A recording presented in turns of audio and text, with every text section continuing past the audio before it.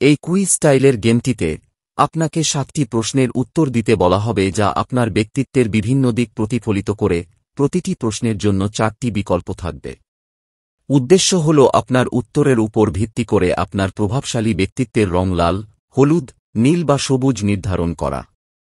প্রথম প্রশ্নটি মূল্যায়ন করে কিভাবে আপনি কঠিন সমস্যাগুলি মোকাবেলা করেন, সরাসরি সমস্যার মুখোমুখি হওয়া থেকে শুরু করে এড়িয়ে চলা পর্যন্ত বিকল্পগুলি অফার করে। দ্বিতীয় প্রশ্নটি সামাজিক পরিস্থিতিতে আপনার আচরণ পরীক্ষা করে, যার মধ্যে নেতৃত্ব নেওয়া থেকে শুরু করে কেবল পর্যবেক্ষণ করা পর্যন্ত অন্তর্ভুক্ত। তৃতীয় প্রশ্নটি দলের গতিশীলতার উপর আলোকপাত করে যে আপনি নেতৃত্ব দিতে পছন্দ করেন নাকি স্বাধীনভাবে কাজ করতে পছন্দ করেন। চতুর্থ প্রশ্নটি একটি দলের মধ্যে তর্কের প্রতি আপনি কিভাবে প্রতিক্রিয়া জানান তা নিয়ে আলোচনা করে, যেখানে দ্বন্দ্বে জড়িত হওয়া থেকে শুরু করে শান্ত থাকা এবং বোঝার জন্য অনুসন্ধান করা পর্যন্ত বিকল্পগুলি অন্তর্ভুক্ত রয়েছে। পঞ্চম প্রশ্নটি হল, আপনি কিভাবে আপনার অবসর সময় কাটান, প্রতিযোগিতামূলক কার্যকলাপ, নতুন অভিজ্ঞতা অর্জন অথবা প্রিয়জনদের সাথে বিশ্রামের বিকল্পগুলি সহ। ষষ্ঠ প্রশ্নটি আপনার অভিভূত বোধের সময় মোকাবেলা করার পদ্ধতিগুলি পরীক্ষা করে, অনুভূতির মুখোমুখি হওয়া থেকে শুরু করে সেগুলি পরিচালনা করার জন্য একটি কাঠামোগত পরিকল্পনা তৈরি করা পর্যন্ত। শেষ প্রশ্নটি আপনার জীবনের সবচেয়ে বড় লক্ষ্য সম্পর্কে জিজ্ঞাসা করে, যার আকাঙ্ক্ষা সাফল্য অর্জন থেকে শুরু করে গ্রহণযোগ্যতা বা পরিপূর্ণতা অর্জন পর্যন্ত। উত্তর দেওয়ার পর বিশ্লেষণ শুরু হয়। যদি আপনার বেশিরভাগ উত্তর বিকল্প এর সাথে মিলে যায়, তাহলে লাল আপনার ব্যক্তিত্বকে চিহ্নিত করে, যা প্রভাবশালী, সিদ্ধান্তমূলক স্বভাব নির্দেশ করে। যদি বি প্রাধান্য পায়, তাহলে হলুদ আপনার মজাদার এবং আকর্ষণীয় স্বভাবের ইঙ্গিত করে। এর বেশিরভাগ উত্তর সবুজ ব্যক্তিত্বকে নির্দেশ করে, যা লালন পালন এবং সুরেলা দৃষ্টিভঙ্গি দ্বারা চিহ্নিত। পরিশেষে এর বেশিরভাগ উত্তর নীল ব্যক্তিত্বকে প্রতিফলিত করে, যা বিশদভিত্তিক এবং বিশ্লেষণাত্মক। এরপর আখ্যানটি থমাসের একটি কাল্পনিক বর্ণনায় রূপান্তরিত হয়, যার স্টুর নামে একজন ব্যবসায়ী তার কর্মীদের প্রতি নেতিবাচক মনোভাব প্রদর্শন করে। এই পরিস্থিতি থমাসের জন্য একটি গুরুত্বপূর্ণ মুহূর্ত হিসেবে কাজ করে যখন সে স্টুরকে তার কঠোর দৃষ্টিভঙ্গি সম্পর্কে প্রশ্ন করে, যার ফলে তিনি বুঝতে পারেন যে স্টুরের সমস্যাগুলি মানুষের সাথে কার্যকরভাবে যোগাযোগ করতে না পারার কারণেই তৈরি। থমাস বিভিন্ন ধরনের ব্যক্তিত্ব বোঝার গুরুত্ব উপলব্ধি করেন, যা তাকে মানব আচরণ আরও অন্বেষণ এবং অধ্যয়ন করতে অনুপ্রাণিত করে। এই অন্বেষণ থমাসকে ডেস্ক পদ্ধতিটি স্পষ্ট করতে পরিচালিত করে, ব্যক্তিত্বের ধরনগুলি চিহ্নিত করে, আধিপত্য, লাল, প্ররোচনা, হলুদ, আত্মসমর্পণ, সবুজ এবং সম্মতি, নীল। প্রতিটি ধরন স্বতন্ত্র বৈশিষ্ট্য এবং আচরণের প্রতিনিধিত্ব করে, যা ব্যক্তিরা কিভাবে অন্যদের সাথে যোগাযোগ করে এবং বিভিন্ন পরিস্থিতিতে কিভাবে আচরণ করে তা নির্ধারণ করে। প্রতিটি ব্যক্তিত্বের ধরন বর্ণনা শুরু হয় লাল ব্যক্তিত্ব দিয়ে। এই ধরনের ব্যক্তিত্ব নেতৃত্ব এবং শ্রেষ্ঠত্বের জন্য একটি তীব্র আকাঙ্ক্ষা দ্বারা চিহ্নিত করা হয়। টমাসের একজন প্রতিবেশী এটি উদাহরণ দিয়ে ব্যাখ্যা করেন, যিনি বাগানে অনাগ্রহ থাকা সত্ত্বেও থমাসের সাফল্য দেখে তীব্র প্রতিযোগিতামূলক হয়ে ওঠেন, যা লাল ব্যক্তিত্বের আদর্শ চালিকাশক্তি এবং দৃঢ় সংকল্প প্রদর্শন করে। কুইজ এবং পরবর্তী ব্যাখ্যাগুলির সাথে জড়িত থাকার সময় আপনার নিজস্ব বৈশিষ্ট্যগুলি বিবেচনা করুন এবং আপনার বন্ধুদের সাথে তুলনা করুন। প্রতিটি ব্যক্তিত্বের ধরনের সাথে কে উপযুক্ত হতে পারে তা শনাক্ত করুন। ব্যক্তিত্ব মূল্যায়ন থেকে প্রাপ্ত অন্তর্দৃষ্টি আত্মসচেতনতা এবং আন্তঃব্যক্তিক বোঝাপড়া উভয়ই উন্নত করতে পারে, যা শেষ পর্যন্ত আরও ভালো যোগাযোগ এবং সম্পর্ক তৈরিতে অবদান রাখে। লাল ব্যক্তিত্বদের বৈশিষ্ট্য হল প্রতিযোগিতার প্রতি দৃঢ় বিশ্বাস এবং খেলা হোক বা চ্যালেঞ্জ, জয়ের অটল আকাঙ্ক্ষা। এই তীব্র প্রতিযোগিতামূলক মনোভাবের সাথে থাকে দৃঢ় সংকল্প, যা তাদের লক্ষ্য অর্জনে চালিত করে, প্রায়শই উল্লেখযোগ্য বাধা অতিক্রম করে। এর একটি উল্লেখযোগ্য উদাহরণ হলেন মাদার তেরেসা, যিনি তার শান্ত এবং প্রেমময় আচরণ সত্ত্বেও দুর্বলদের পক্ষে কথা বলার ক্ষেত্রে অপরিসীম সাহস এবং অধ্যবসায় প্রদর্শন করেছিলেন। শক্তিশালী নেতাদের সাথে সংঘর্ষে কখনো পিছপা হননি। তার দৃঢ় সংকল্প উদাহরণ দেয় যে লাল ব্যক্তিত্বরা কিভাবে তাদের ইচ্ছাশক্তির মাধ্যমে পরিবর্তন আনতে পারে। রেড ব্যক্তিত্বের আরেকটি সুনির্দিষ্ট বৈশিষ্ট্য হল তাদের সরলতা এবং দক্ষতার উপর জোর দেওয়া। তারা সরাসরি যোগাযোগকে মূল্য দেয় যা কখনও কখনও অন্যদের দ্বারা অভদ্রতা হিসাবে বিবেচিত হতে পারে। এই বৈশিষ্ট্যের একটি উদাহরণ থমাস এবং একজন অর্থহীন পরামর্শদাতা বিয়র্নের মধ্যে মিথস্ক্রিয়ায় দেখা যায়।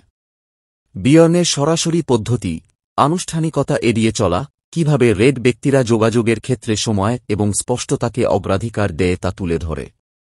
সংক্ষেপে, লাল ব্যক্তিত্বরা উচ্চাকাঙ্ক্ষী, সিদ্ধান্তমূলক এবং ফলাফল কেন্দ্রিক। তারা লক্ষ্যমুখী চিন্তাভাবনা এবং দ্রুত সিদ্ধান্ত গ্রহণে পারদর্শী, তবে আক্রমণাত্মকতা, অধৈর্যতা এবং অন্যদের আবেগ বুঝতে অসুবিধার মতো চ্যালেঞ্জের মুখোমুখি হতে পারে। বিপরীতে, দ্য সোশ্যাল বাটারফ্লাই নামে পরিচিত ইয়েলো ব্যক্তিত্বরা সামাজিক পরিবেশে সাফল্য লাভ করে এবং প্রতিকূলতার মধ্যেও আশাবাদী দৃষ্টিভঙ্গি নিয়ে আসে। থমাসের বন্ধু মাইক এই বৈশিষ্ট্যের প্রতীক। অসংখ্য ব্যক্তিগত ট্র্যাজেডি সত্ত্বেও, যার মধ্যে একটি গাড়ি দুর্ঘটনাও ছিল যার ফলে তার গাড়ি ক্ষতিগ্রস্ত হয়েছিল, মাইক একটি ইতিবাচক মনোভাব বজায় রেখেছিলেন, যা ইয়েলো ব্যক্তিত্বের অধিকারী ব্যক্তির আদর্শ উদ্যমী মনোভাব প্রদর্শন করে। উপরন্তু, হলুদ ব্যক্তিত্বের অধিকারী ব্যক্তিরা মনোযোগ উপভোগ করেন এবং প্রায়শই সামাজিক সমাবেশের কেন্দ্রবিন্দুতে পরিণত হন। জেন, একজন সফল উদ্যোক্তা এবং থমাসের বন্ধু, এই বৈশিষ্ট্যের উদাহরণ দেন। অন্যদের উন্নীত করার এবং বিনোদন দেওয়ার তার ক্ষমতা স্বাভাবিকভাবেই সামাজিক পরিবেশে তার দিকে মনোযোগ আকর্ষণ করে। একটি ওষুধ কোম্পানির পরিচালক মারিয়ান ইয়েলো ব্যক্তিত্বের সাথে জড়িত আশাবাদ এবং দৃঢ় প্রেরণাকে আরও প্রকাশ করেন। চ্যালেঞ্জিং পরিস্থিতিতে তার দৃষ্টিভঙ্গি, যেমন হতাশাজনক বিক্রয় সভায় তার দলকে উজ্জীবিত করা বা উত্তেজিত গ্রাহককে সম্বোধন করা, নেতিবাচকতাকে ইতিবাচকতায় রূপান্তরিত করার তার ক্ষমতার উপর জোর দেয়। মারিয়ানের কার্যকর শ্রবণ এবং সম্পৃক্ততা দেখায় যে কিভাবে ইয়েলো ব্যক্তিত্ব উত্তেজনা দূর করতে পারে, তাদের উচ্ছ্বসিত আচরণ দিয়ে অন্যদের অনুপ্রাণিত করতে পারে। লাল এবং হলুদ উভয় ব্যক্তিত্বেরই অনন্য শক্তি থাকলেও তারা স্বতন্ত্র চ্যালেঞ্জের মুখোমুখি হয়। লাল ব্যক্তিত্বদের দৃঢ়তাকে আগ্রাসন হিসেবে দেখা যেতে পারে, অন্যদিকে হলুদ ব্যক্তিত্বদের প্রাণবন্ত মিথস্ক্রিয়া এবং সামাজিক সংযোগের আকাঙ্ক্ষার মধ্যে মনোযোগ বজায় রাখতে সমস্যা হতে পারে। এই বৈশিষ্ট্যগুলি বোঝার ফলে পেশাদার পরিবেশ থেকে শুরু করে ব্যক্তিগত সম্পর্ক পর্যন্ত বিভিন্ন পরিবেশে আরও ভালো মিথস্ক্রিয়া এবং সহযোগিতা তৈরি করা সম্ভব হয়। মারিয়ানের ইতিবাচকতা ছিল তার সহজাত বৈশিষ্ট্য, যা অন্যদের সাথে তার সংযোগ স্থাপন সহজতর করে এবং তার যোগাযোগ দক্ষতা বৃদ্ধি করে। এটি হলুদ ব্যক্তিত্বের ধরনের ব্যক্তিত্বের সংজ্ঞায়িত বৈশিষ্ট্যের সাথে সামঞ্জস্যপূর্ণ, যারা তাদের চমৎকার যোগাযোগ ক্ষমতা এবং শক্তিশালী ইতিবাচক মনোভাবের জন্য পরিচিত। তাদের প্রচুর ক্যারিশমা, সৃজনশীলতা এবং প্রেরণা রয়েছে, তারা মনোযোগ আকর্ষণ করে এবং আশাবাদী থাকে। তাদের শক্তির মধ্যে রয়েছে দুর্দান্ত যোগাযোগকারী এবং উদ্ভাবনী চিন্তাবিদ যারা চ্যালেঞ্জগুলির জন্য বাক্সের বাইরের সমাধান প্রয়োগ করে। তবে হলুদ ব্যক্তিত্বরা বিভ্রান্তির সাথে লড়াই করতে পারে, কারণ তাদের উচ্চ শক্তির স্তর তাদের দীর্ঘ সময়ের জন্য একটি কাজে মনোনিবেশ করতে বাধা দেয়। তারা প্রায়শই একাধিক কাজ করে, যার ফলে ভুলে যাওয়া হয় এবং কখনও কখনও অন্যদের ছাপিয়ে যায়, যা অপ্রয়োজনীয় হতে পারে। দ্য সাপোর্টিভ হেল্পার নামে পরিচিত সবুজ ব্যক্তিত্বের ধরনে রূপান্তরিত হওয়ার পর, আমরা থমাসের একজন ক্লায়েন্ট হেলেনার দিকে তাকাতে পারি। একজন দক্ষ বিক্রয়কর্মী হেলেনা একজন বিরক্তিকর সিইওর সাথে দেখা করার সময় একটি চ্যালেঞ্জের মুখোমুখি হয়েছিলেন। দেখা করার পর, গাড়ি সম্পর্কে জ্ঞান না থাকা সত্ত্বেও তিনি তার ভিনটেজ গাড়ির প্রশংসা করেছিলেন। তার প্রকৃত শ্রবণ ক্ষমতা সিইওকে মুগ্ধ করেছিল, যা শেষ পর্যন্ত একটি সফল বিক্রয়ের দিকে পরিচালিত করে। সবুজ ব্যক্তিত্বের ধরনগুলি দুর্দান্ত শ্রবণ দক্ষতা এবং সহানুভূতির তীব্র অনুভূতি দ্বারা চিহ্নিত করা হয়। তারা শান্ত স্বভাবের প্রকাশ করে। থমাসের সহকর্মী ক্রিস্টোফারের উদাহরণ, যিনি একবার ঠান্ডা রবিবার সকালে থমাসের বয়লার সমস্যার সম্মুখীন হওয়ার সময় প্লাম্বিং টিপস শেয়ার করার জন্য ডেকেছিলেন।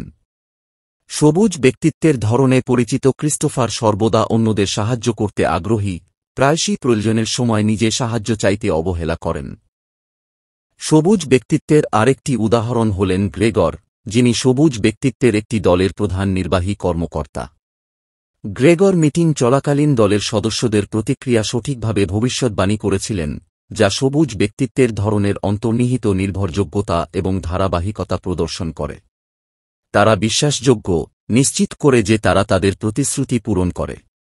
তাদের শক্তি সহানুভূতিশীল শ্রোতা নির্ভরযোগ্য এবং সর্বদা অন্যদের সমর্থন করতে ইচ্ছুক হওয়ার মধ্যে নিহিত, যদিও তারা সংঘর্ষ এড়াতে এবং সিদ্ধান্তহীনতার সাথে লড়াই করতে থাকে, প্রায়শই অন্যদের চাহিদা বিবেচনা করার জন্য অতিরিক্ত চিন্তাভাবনা করে।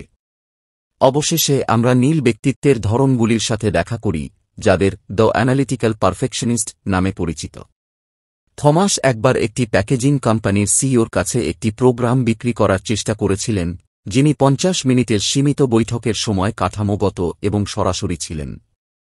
এটি নীল ব্যক্তিত্বদের বিশ্লেষণাত্মক দক্ষতা এবং আলোচনায় নির্ভুলতাকে ধারণ করে, হলুদ এবং সবুজ ব্যক্তিত্বের আরও তরল শৈলীর তুলনায় বিস্তারিত। নিয়মতান্ত্রিক পদ্ধতির জন্য তাদের পছন্দ দেখায়। নীল ব্যক্তিত্বরা তথ্য এবং মেট্রিক্সের উপর মনোনিবেশ করে, তাদের সাধনায় পুঙ্খানুপুঙ্খতা এবং নির্ভুলতাকে অগ্রাধিকার দেয়। পরিশেষে, হলুদ, সবুজ এবং নীল রঙের প্রতিটি ব্যক্তিত্বের ধরন অনন্য বৈশিষ্ট্য এবং আচরণের প্রতীক। হলুদ ব্যক্তিত্ব ইতিবাচকতা এবং সৃজনশীলতা বিকিরণ করে, সবুজ ব্যক্তিত্ব প্রশান্তি এবং সমর্থন প্রদান করে এবং নীল ব্যক্তিত্ব কাঠামো এবং বিশদকে অগ্রাধিকার দেয়। একসাথে এই ধরনের ব্যক্তিত্বগুলি মানুষের মিথস্ক্রিয়া এবং সম্পর্কের একটি সমৃদ্ধ টেপেস্ট্রি চিত্রিত করে, প্রতিটি স্বতন্ত্র শক্তি অবদান রাখে এবং নির্দিষ্ট চ্যালেঞ্জের মুখোমুখি হয়। থমাস 35 পৃষ্ঠার একটি বিস্তারিত প্রস্তাবনা তৈরি করেছিলেন, কিন্তু যখন সিইও জিজ্ঞাসা করেছিলেন যে তার কাছে আরও কিছু তথ্য আছে কিনা, তখন তিনি এটি 85 পৃষ্ঠায় প্রসারিত করেছিলেন। আরও কিছু অনুরোধের পর তিনি 300 পৃষ্ঠার একটি নথি তৈরি করেছিলেন, যাতে কফি বিরতির সময়সূচিও সতর্কতার সাথে অন্তর্ভুক্ত করা হয়েছিল, তবুও সিইও অসন্তুষ্ট ছিলেন। এটি ব্লু ব্যক্তিত্বের ধরনের প্রকৃতিকে প্রতিফলিত করে, যারা তাদের বিস্তারিত মনোযোগের জন্য বিখ্যাত, যা তাদের জিনিসগুলি সুনির্দিষ্ট এবং ব্যাপকভাবে নিশ্চিত করতে পরিচালিত করে।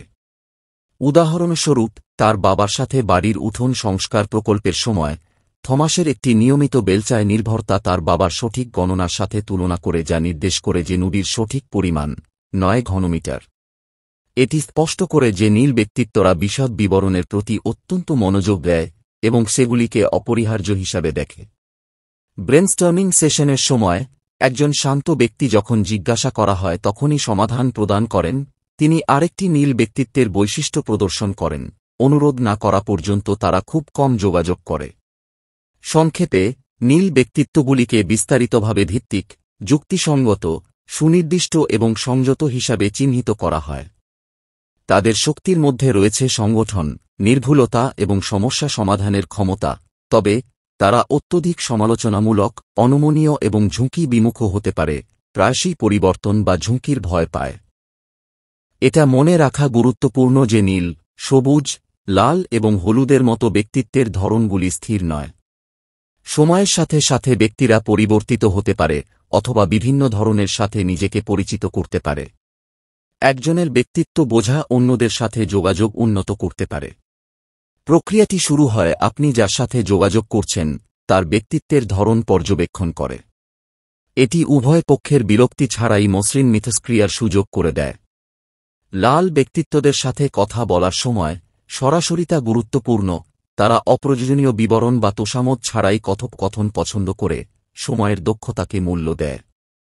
বিপরীতে, হলুদ ব্যক্তিত্বরা ইতিবাচকতা এবং সৃজনশীলতার উপর নির্ভর করে, সহায়ক, সদয় যোগাযোগ অত্যাবশ্যক এবং গঠনমূলক প্রতিক্রিয়া প্রদান তাদের উন্নতিতে সহায়তা করতে পারে। সবুজ ব্যক্তিত্বরা, যারা কিছুটা সংবেদনশীল, তারা দোষ ছাড়াই সহযোগিতামূলক সমস্যা সমাধানের পদ্ধতি পছন্দ করে। নীল ব্যক্তিত্বদের সাথে কার্যকর যোগাযোগের জন্য তথ্য এবং উদাহরণ দ্বারা সমর্থিত স্পষ্টতা সহ একটি পুঙ্খানুপুঙ্খ, তথ্যভিত্তিক পদ্ধতি সবচেয়ে ভালো কাজ করে। বিভিন্ন ধরনের কাজের ভূমিকা ব্যক্তিত্বের ধরন অনুসারে সারিবদ্ধ। বিক্রয় লাল এবং হলুদ ধরনের জন্য আদর্শ, প্রকল্প ব্যবস্থাপনা সবুজ এবং নীল রঙের জন্য উপযুক্ত, গ্রাহক পরিষেবা সবুজ এবং হলুদ রঙের জন্য উপযুক্ত, এবং জটিল সমস্যা সমাধান লাল এবং নীল রঙের সাথে জড়িত। এই পার্থক্যগুলি বোঝার মাধ্যমে আরও ভালো কাজের সন্তুষ্টি এবং উৎপাদনশীলতা অর্জন করা যেতে পারে। উপসংহারে, সারাউন্ডেড বাই ইডিয়েটস বইয়ের অন্তর্দৃষ্টিগুলি এই বিষয়টির উপর জোর দেয় যে যখন আমরা অন্যদের আচরণ বুঝতে ব্যর্থ হই তখন ভুল বোঝাবুঝির সৃষ্টি হয়, যার ফলে তাদেরকে ইডিয়েট হিসেবে চিহ্নিত করা হয়। বিভিন্ন ধরনের ব্যক্তিত্বকে চিনতে এবং মানিয়ে নেওয়ার মাধ্যমে যোগাযোগ উল্লেখযোগ্যভাবে উন্নত করা যেতে পারে। পুরুষরা মঙ্গল গ্রহ থেকে, মহিলারা শুক্র থেকে। বইয়ের মতো এই পার্থক্যগুলি স্বীকৃতি দেওয়া আরও ভালো মিথস্ক্রিয়াকে উৎসাহিত করে। নিজের এবং অন্যদের উভয়ের উপকারের জন্য এই ব্যক্তিত্বের অন্তর্দৃষ্টির উপর ভিত্তি করে বিভিন্ন যোগাযোগের ধরন গ্রহণ করা অত্যন্ত গুরুত্বপূর্ণ। এই কন্টেন্টের সাথে জড়িত হওয়ার পর দর্শকদের তাদের নিজস্ব ব্যক্তিত্বের ধরন সম্পর্কে চিন্তা করতে এবং বন্ধুদের সাথে জ্ঞান ভাগ করে নিতে উৎসাহিত করা হয়, যাতে তারা তাদের ব্যক্তিত্ব আরও ভালোভাবে বুঝতে পারে। এই সম্মিলিত অন্বেষণ আন্তঃব্যক্তিক গতিশীলতা বৃদ্ধি করতে পারে এবং চিন্তাভাবনা এবং যোগাযোগের বিভিন্ন উপায়ের প্রতি আরও বেশি উপলব্ধি জাগাতে পারে।